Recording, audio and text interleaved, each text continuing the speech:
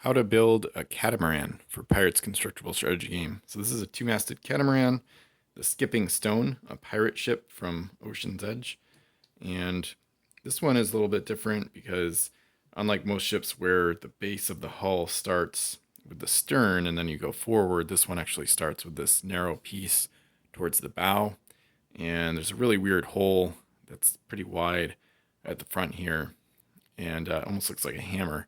And that's where the bow hull pieces go in and the foremast, the front mast goes in as well. So I'm going to start with the starboard side hull like I normally like to. I guess there's different ways you could do this, different orders in which you can construct the ship. But anyway, I'm just going to start with the bow here. And then here, like I said, instead of connecting the front after the hull and deck are connected, you actually attach the stern. So this is the sternmost deck here. So this one's going to slide in. This one is kind of similar to the longships, how you connect some of the longship parts, the hull and deck go together. So now I've got the basis of the ship there. And this ship is also, the ship type is also unique because you've got a deck in the middle. Normally the deck's raised up at the front end and back end, the bow and stern of the ship. But in this case, we've got a deck in the middle, which makes it pretty unique. So this one looks a little bit funky sometimes, but you basically put this towards the back here. And I just kind of look to see this part tapers off more on that starboard quarter, that starboard back edge tapers off more, which lets you know that it should be closer to the stern rather than the bow.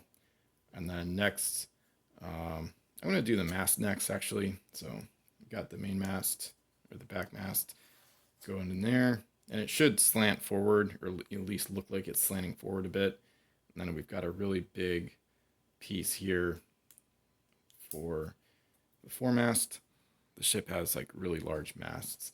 So, and then we got the outrigger. You could do this before the mast too if you wanted to, of course. But anyway, so this one with the outrigger, I like to just try to have the collector's number on the inside so you don't see that cosmetic detail as much because it's not as core a part of the ship. So you could do it on the outside if you wanted to check out that identifying number. So we've got a couple of these arms that connect the outrigger to the hull piece, or the top deck piece, I should say.